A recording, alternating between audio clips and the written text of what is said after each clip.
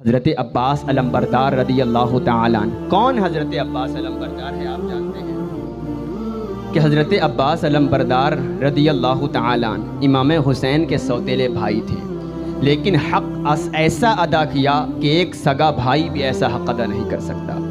ام بنین جو آپ کی ماں تھی، حضرت عباس علمبردار کی ماں ام بنین، موت کا وقت ہے ام بنین کا، اپنے تمام بچوں کو بلایا کہ اے عباس ادھر آ، اے عبداللہ ادھر آ، اے عثمان ادھر آ، میرے تمام بچوں، میں نے تم کو دودھ اس وجہ سے نہ پلایا کہ تم بڑے ہو کر کوئی اور کام کرو، میں نے تم کو دودھ اس وجہ سے پلایا ہے تاکہ امام حسین کا جب وقت شہادت آئے تو اس سے پہلے تمہیں شہید ہونا ہے، اس وجہ سے تمہیں دودھ پلایا ہے۔ اگر تمہیں مجھے ممتا کا حق ادا کرنا ہے، میری دودھ کا حق ادا کرنا ہے، تو امام حسین سے پہلے تمہیں شہید ہونا ہے اور میرے دودھ کا حق ادا کر دینا۔ امام علی مقام امام حسین رضی اللہ تعالیٰ عنہ کے سوتیلے بھائی حضرت عباس علمبردار کی ماں موت کے وقت یہ وصیت کر رہی ہے کہ ایسا تم کو کرنا ہے اگر تمہیں میری ممتا کا حق ادا کرنا ہے، لیکن اے عباس یاد کرنا، یاد رکھنا ہمیشہ تیرا باپ علی ہے، اے عباس تیرا باپ علی ہے اور میرے حسین کا بھی باپ علی ہے، لیکن اے عباس یاد رکھنا تیری ماں فاطمہ نہیں ہے بلکہ تیری ماں ام بنین ہے، اور تیری ماں ام بنین ہمیشہ فاطمہ کی نوکر بن کے رہی ہے، فاطمہ کی کنیز بن کے رہی ہے۔ کبھی امام حسین کو اپنی طرح بھائی نہ سمجھنا، امام حسین کو ہمیشہ آقا سمجھنا اور اپنا بڑا سمجھنا۔ حضرت عباس علمبردار رضی اللہ تعالیٰ عنہ پوری زندگی گزر گئی، کبھی امام حسین کو بھائی کہہ کر نہ پکارا، جب بھی کہتے تو ہمیشہ آقا حسین کہہ کر پکارتے۔ امام پاک نے کہا اے عباس تو میرا بھائی ہے، مجھے بھائی کیوں نہیں کہتا؟ عباس علمبردار کا جواب ہوتا اے آقا حسین یقیناً میرے باپ علی ہیں اور آپ کے باپ بھی علی ہے، لیکن میری ماں فاطمہ نہیں ہے بلکہ میری ماں ام بنین ہے جو فاطمہ کی نوکر ہے، فاطمہ کی کنیز ہے، اسی لیے میں اپنے آپ کو بھائی کرنے میں شرم و عار محسوس کرتا ہوں، میں آپ کا غلام ہوں، آپ کا میں نوکر ہوں۔ یہ حضرت عباس علمبردار رضی اللہ تعالیٰ پوری زندگی ایسے ہی کرتے رہے۔ خیمے میں حضرت عباس بھی موجود ہیں، اجازت چاہی سر کے اشارے سے، یعنی اتنی ادب کرتے تھے کہ بات کرنے میں بھی عار محسوس کرتے تھے۔ امام حسین سے سر کو ہلا کر اجازت چاہی، امام پاک مجھے اجازت دے اب میں جاتا ہوں، کہ اتنے میں 7 سال کی سکینہ خیمے میں موجود ہے۔ کہا چچا جان پوری زندگی میری 7 سال کی گزری، میں نے آپ سے جو بھی مانگا آپ نے اس کو پورا کیا ہے، کوئی آپ نے کبھی کمی نہ کی، جو بھی آپ سے طلب کیا آپ نے ضرور مجھے عطا کیا ہے۔ چچا جان آپ کی یہ سکینہ آج آپ سے ایک چیز مانگتی ہے۔ حضرت عباس نے سوچا یہ بچی مجھ سے کیا مانگے گی؟ سکینہ نے کہا اے چچا جان اس ننھے علی اصغر کی پیاس کو دیکھو کہ 3 دن کا پیاسا ہے، پیاس کی شدت کی وجہ سے بار بار بے ہوش ہوتا ہے، کبھی ہوش میں آتا ہے تو ٹانگیں کھینچتا ہے، کبھی زبانیں باہر نکلتا ہے، خدا کے لیے اس کے لیے تھوڑا سا پانی لا دو، ہمارے لیے پانی نہ صحیح اس ننھے علی اصغر کے لیے تھوڑا سا پانی پلا دو تاکہ میں اپنے بھائی علی اصغر کو تھوڑا سا پانی پلا دوں تاکہ یہ بار بار بے ہوش نہ ہو جائے۔ حضرت عباس علمبردار رضی اللہ تعالیٰ نے کہا سکینہ ذرا یہ چچا تیری یہ خواہش ضرور پورا کرے گا۔ کجاوے کو خیمے سے لیا اور اس طرح گھوڑے پر سوار ہو کر چل دیے۔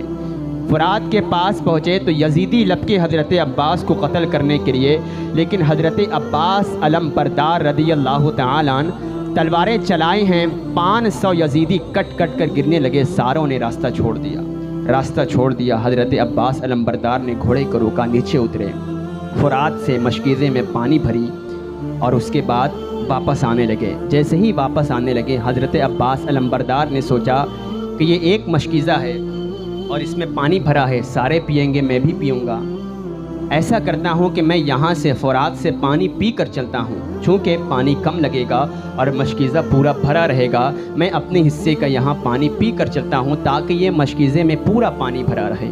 حضرت عباس علمبردار رضی اللہ تعالیٰ گھوڑے سے واپس نیچے اترے اور اپنے ہاتھ میں پانی لیا، جیسے منہ کے قریب لائے واپس پورا پانی فرات میں ڈال دیا اور ارشاد فرمایا کہ اے عباس یہ وفاداری میں غداری ہو جائے گی، اے عباس اہل بیت اطہار کا وہ قافلہ کہ جس میں ننھا علی اصغر بھی پیاسا ہے، آج یہ عباس پانی پیے گا تو یہاں یہ غداری ہو جائے گی۔ وفا جس کے اوپر ناز کرے اسے عباس علمبردار کہتے ہیں، کہ جس کی وفاداری بھی جس کے قدموں کی دھول ہے اسے عباس علمبردار کہتے ہیں۔ شجاعت اور بہادری جس کے قدموں کی دھول ہے اسے عباس علمبردار کہتے ہیں۔ پانی واپس پھینک دیا، جب تک آقا پانی نہ پیے یہ غلام کیسے پانی پی سکتا ہے؟ چھوڑ دیا پورا پانی، گھوڑے پر بیٹھے، کہا گھوڑا بھی 3 دن کا پیاسا ہے، تو پانی پی لے، تو بھی 3 دن کا پیاسا ہے۔ لیکن گھوڑے نے بھی پانی نہ پیا۔ گویا وہ بھی یہی کہہ رہا تھا کہ اہل بیت کا قافلہ آج پیاس کی شدت سے بے چین ہے، یہ گھوڑا کیسے پانی پی سکتا ہے؟ حضرت عباس علمبردار رضی اللہ تعالیٰ عنہ گھوڑے پر سوار واپس خیمے کی طرف آ رہے ہیں۔ یزیدیوں نے کہا، ارے یہ آل محمد پیاسے 3 دن کے اس طرح ہمیں گاجر مولی کی طرح کاٹ رہے ہیں، اگر ان کے حلق کے اندر ایک قطرہ بھی پانی اتر گیا تو یہ ہمیں چھوڑیں گے نہیں۔ خدا کے لیے اگر اپنی بیویوں کو بیوہ ہونے سے بچانا ہے تو کسی بھی طرح اس عباس کو روکنا ہوگا۔ اگر پانی پہنچ گیا تو پھر ہماری خیبت نہ رہی، ہماری ہمت نہ رہی ان سے لڑنے کے لیے۔ ایک یزیدی نے حضرت عباس علمبردار رضی اللہ تعالیٰ عنہ اپنے ہاتھ میں مشکیزے کو پکڑا تھا۔ ایک یزیدی بخت آختہ ہے، حضرت عباس علمبردار رضی اللہ تعالی عنہ کے بازو پر ایسی تلوار چلائی کہ حضرت عباس علمبردار رضی اللہ تعالی عنہ کا بازو کٹ کر زمین میں گر گیا۔ زمین میں حضرت عباس علمبردار رضی اللہ تعالی عنہ کو بازو گرا پڑا ہے۔ حضرت عباس نے دوسرے ہاتھ سے مشکیزے سے پکڑ لیا اور تیزی کے ساتھ خیمے کی طرف جا رہے ہیں۔ سکینہ سے وعدہ جو کر لیا تھا، ایک بازو حضرت عباس کا کٹا ہے، ہماری ایک انگلی کٹ جاتی ہے تو ہم بے چین ہو جاتے ہیں، لیکن حضرت عباس کا پورا بازو کٹ کے زمین میں پڑا ہے۔ لیکن حضرت عباس کو درد ہی نہیں بلکہ وہ وعدہ جو سکینہ سے کیا تھا، بڑی تیزی کے ساتھ جا رہے تھے۔ اس یزیدی نے دوسرے ہاتھ کے اوپر بھی تلوار چلایا اور حضرت عباس علمبردار کا دوسرا ہاتھ بھی کٹ کر زمین میں گر گیا۔ دونوں ہاتھ حضرت عباس کے زمین میں کٹ کر گر گئے تو حضرت عباس نے اس مشکیزے کو منہ سے دبا دیا۔ یزیدی نے کہا کسی طرح پہلے پانی گرا دیا جائے۔ ایک بدبخت نے ایسا تیر چلایا کہ وہ تیر جا کر ڈائریکٹ مشکیزے میں چیرتا ہوا جا کر حضرت عباس علمبردار کے سینے میں لگا اور پورا پانی بہہ گیا۔ جیسے ہی پانی بہا حضرت عباس علمبردار زور آواز کے ساتھ رونے لگے اور کہا، اے سکینہ مجھے معاف کرنا، آج یہ تیرا چچا تیری خواہش پورا نہ کر سکا۔ حضرت عباس علمبردار رضی اللہ تعالیٰ عنہ گھوڑے سے نیچے گرتے ہیں۔ اگر کوئی بھی شخص گرتا ہے تو پہلے اپنا ہاتھ رکھتا ہے تاکہ چوٹ کم لگے۔ کہیں سے بھی کوئی شخص گرتا ہے تو زمین پر پہلے ہاتھ رکھاتا ہے تاکہ چوٹ کم لگے۔ لیکن ذرا تصور کرو، حضرت عباس علمبردار رضی اللہ تعالی عنہ کے دونوں بازو کٹ کر زمین میں ہیں۔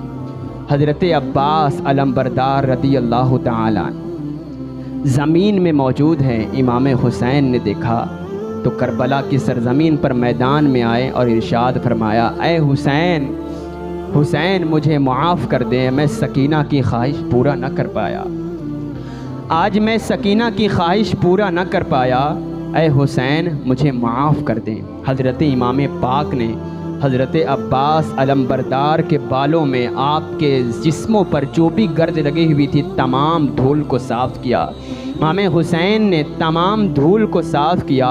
امام حسین نے کہا، اے عباس آج آخری وقت ہے، ایک بار تو مجھے اپنا بھائی کہہ کر پکار دے، آج ایک مرتبہ تو مجھے اپنا بھائی کہہ کر پکار دے، چونکہ تو میرا بھائی ہے۔ حضرت عباس علمبردار نے کہا، اے حسین آپ کی ماں فاطمہ ہے، میری ماں فاطمہ نہیں، میں ہمیشہ سے آپ کا غلام بن کر آپ کا نوکر بن کے رہا، اب بھی میں دنیا سے جانا چاہتا ہوں، میں آپ کا نوکر بن کے رہنا چاہتا ہوں۔ حضرت عباس علمبردار رضی اللہ تعالی عنہ کے سینے میں تیر لگا ہوا تھا، تیر نکالا، خون کا ایک فوارہ نکلا۔ شہادت سے قبل امام حسین نے جب پوچھا تو عباس نے کہا، اے امام حسین خدا کے لیے آپ میرے لاش کو خیمے میں نہ لے کر جائے، خیمے میں لے کر جائیں گے تو سکینہ کی پیاس کی آس ٹوٹ جائے گی، خدا کے لیے میرے لاشے کو زمین ہی پر پڑا رہنے دیں۔ میرے لاشے کو زمین ہی پر پڑا رہنے دے اور یہیں رہنے دے، اگر آپ میرے لاش کو خیمے میں لے کر جائیں گے تو سکینہ جو آس دیکھ رہی تھی اس کی پیاس کی آس ٹوٹ جائے گی۔